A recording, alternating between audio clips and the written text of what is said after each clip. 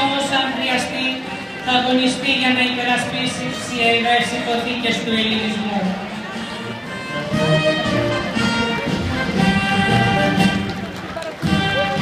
Το αθώο και γεμάτο ελπίδας βλέμμα των παιδιών αυτών γεμίζει εμάς τους μεγαλύτερους με ευθύνη για τον κόσμο που έχουμε αναλάβει να τους παραδώσουμε.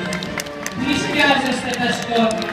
Η ελευθεριά σαν της αυγής το φωτοβόλο αστέρι της νύχτας το ξημέρωμα θα φέρει.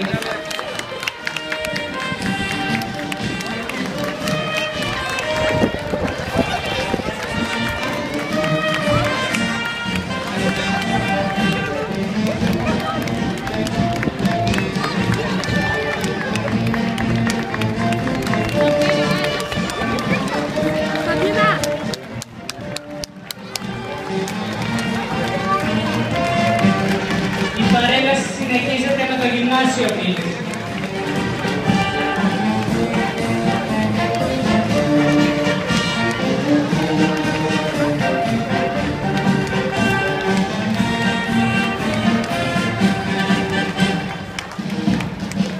Παρελάβουν τα νεαρά μπαστάρια που ανατρέφονται και διαπαιδαγωγούνται με τα αιώνια και ακατάληπτα ιδανικά της πατρίδας μας.